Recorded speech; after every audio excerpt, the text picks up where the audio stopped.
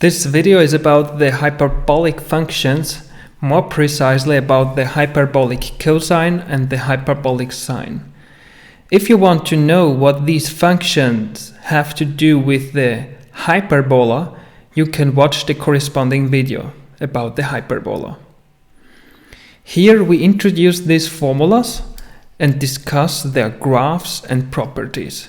So let us start with cosine hyperbolicus of x, which is defined using exponential functions as 1/2 e power x plus e power minus x. The sine, the hyperbolic sine, is similarly defined as 1/2 times e power x minus e power minus x. So the only difference is this sign here. So next we want to look at the graphs.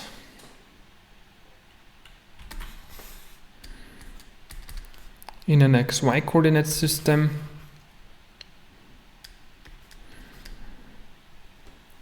So in order to do this, we open the brackets of these two formulas. So 1/2 e power x plus 1/2 e power minus x. So what we're gonna do now is we sketch these two functions and then we add them up at the end. And the same here, but we have to subtract. So we start now sketching 1/2 e power x. So somewhere here there is 1. And 1/2 e power x goes through 1/2.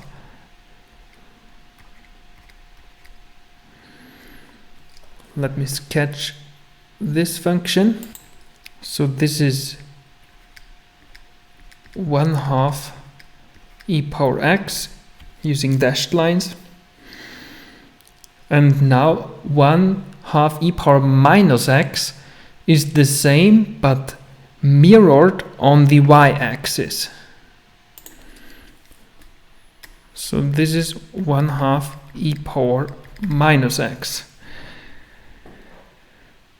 So if we want to sketch hyperbolic cosine, you see we have to add these two functions. First of all, 1/2 plus 1/2 at x is equal 0 is equal 1, so we're going to start here. And for very large x values, the function below is very small. So because this approaches 0, so you add not much. So this means for very large x values, the hyperbolic cosine approaches this dashed line. And the rest is just adding these two up and should look like this. So this is cosine hyperbolicus or hyperbolic cosine. So as I said, it approaches the dashed line from above. The same is on the other side of the y-axis. So approaching this dashed line. And now we have to connect it to 1.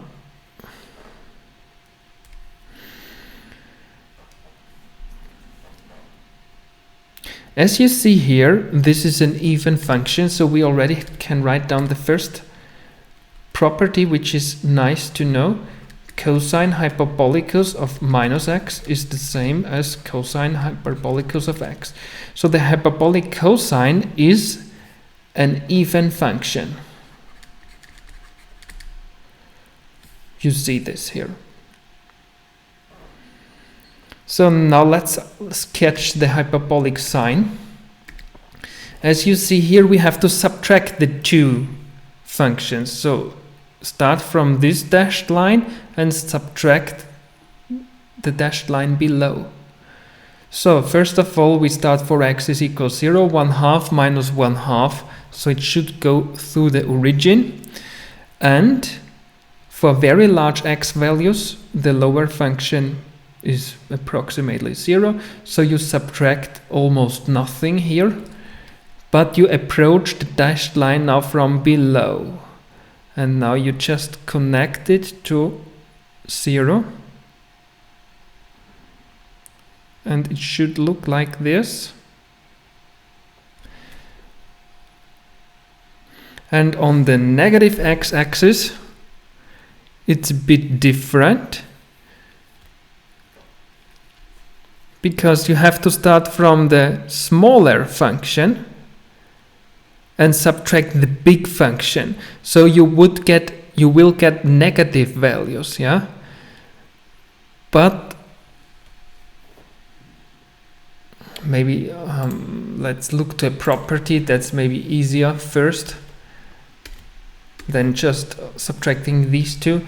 The sine hyperbolicus, so hyperbolic sine at minus x, is not hyperbolic sine at x.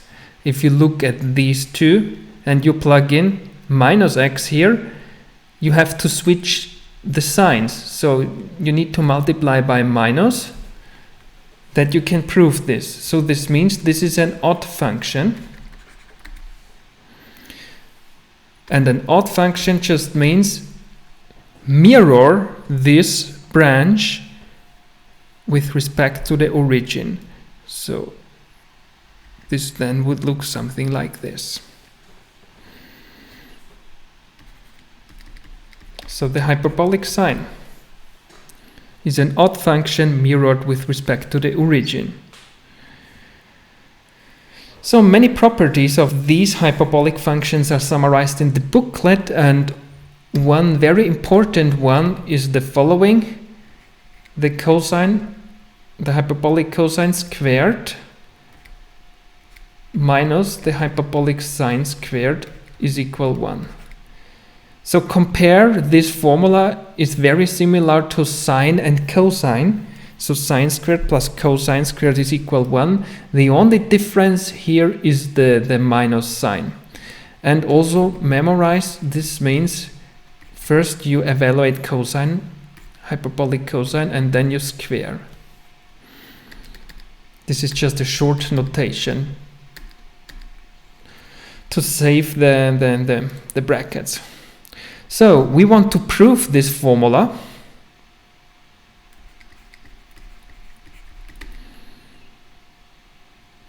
We just start on the left side and try to reach the right hand side. First step is to plug in the definitions. In this case we use the original definition but squared, so 1 by 4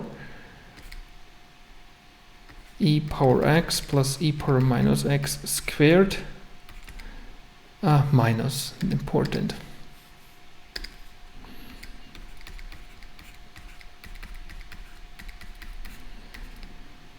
We open the brackets. By power rule, e power x power 2 is e power 2x. So this is binomial formula plus 2 times the product plus this one squared is e power minus x. Check the power rules. And here we have the same but with the minus. So minus e power 2x.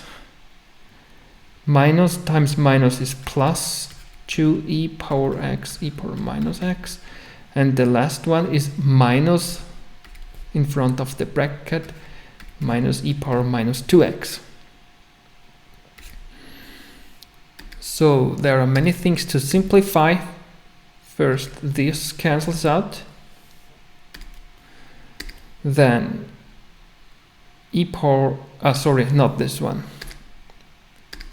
sorry for the mistake, I was too fast. E power 2x minus e power 2x, it's here.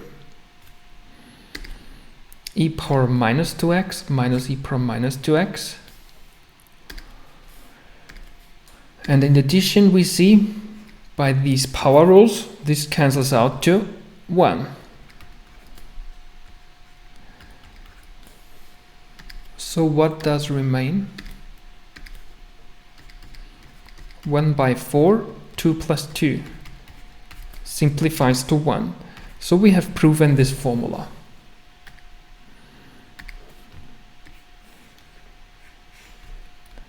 Very important to know. So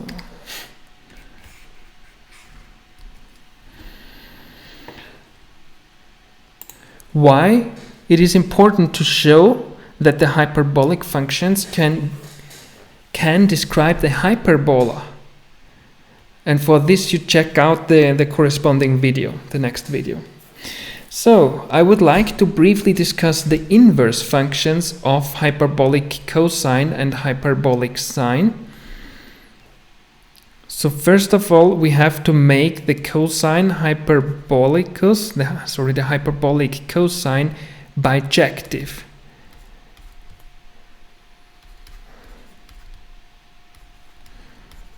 So this should be bijective, otherwise the inverse function doesn't exist. In this case, you see the hyperbolic cosine is not bijective.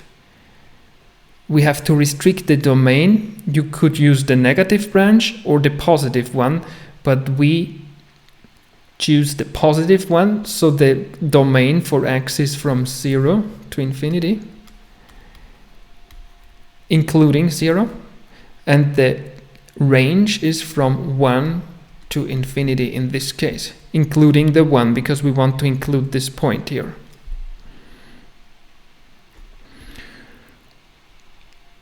So in this case, now we can define the inverse hyperbolic cosine, which is written down as AR cosine H. Maybe you ask why, because this is also pronounced as area hyperbolic cosine. There is a connection to an area, but this we can only discuss in semester 2 when we also have the integrals. So there is a connection to some kind of area. So in order to get the inverse function, you interchange the domain and the range of the original one.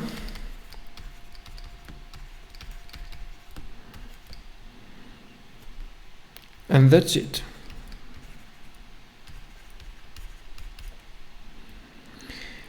You can find this function in Mathematica, you can find it on calculators, and you can calculate the values. But you can also express the area hyperbolic cosine using logarithmic functions. Why? Because if you look at the original definition, it's defined in terms of exponential functions. So the inverse has to do something with logarithmic functions, the inverse of the exponential functions. So how to prove or how to derive that? Let me show here. In this case, you consider y as cosine hyperbolic cosine x. You know how it's defined. We write it down.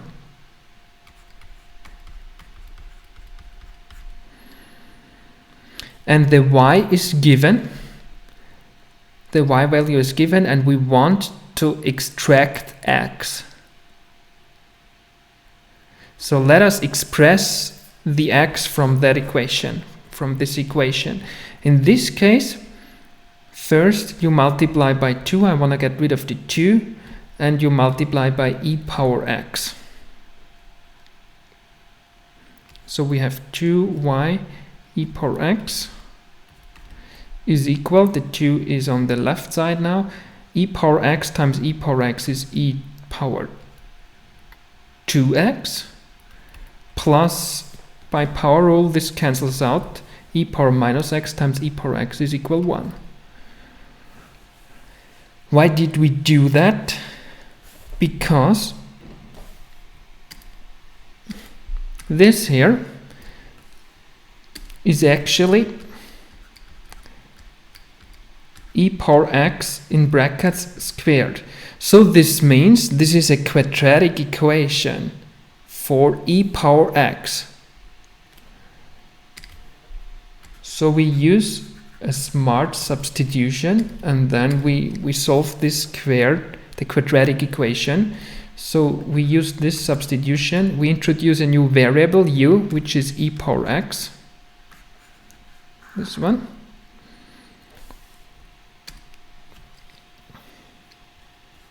And the quadratic equation now in u reads as the following: e power 2x is u squared minus the left side, minus 2y times u,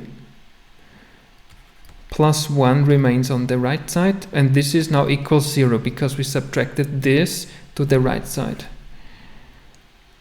Don't forget that y is given, and we want to, at the end, we want to find a formula for x. So we solve this equation by using the small pq formula. So in this case, p is minus 2y divided by 2, but with a negative sign, just y remains, plus minus, you square this, and you subtract this q, which is 1. And now you have to do back substitution. So my u is e power x. I copy just the right side.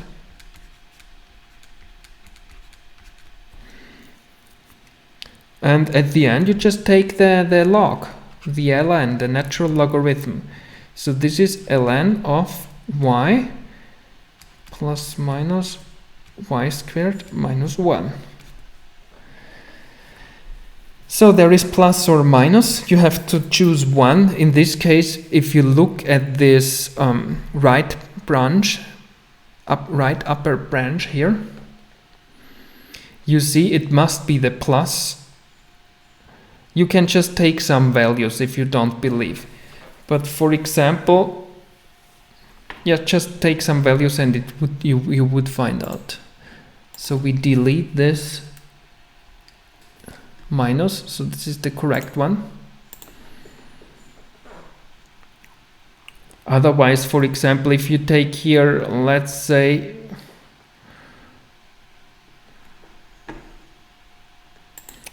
for y is equal 10, 10 plus 10 squared is 100, minus 1 is 99. The root is also approximately 10. So if there would be a minus, you have a very small value within the ln, and this would actually be negative. So as I said, it's a bit tricky. You just need to plug in values. So, and this ln function is my inverse hyperbolic function. So I'm running out of space here. I write it here. So this is actually the area hyperbolic cosine of y.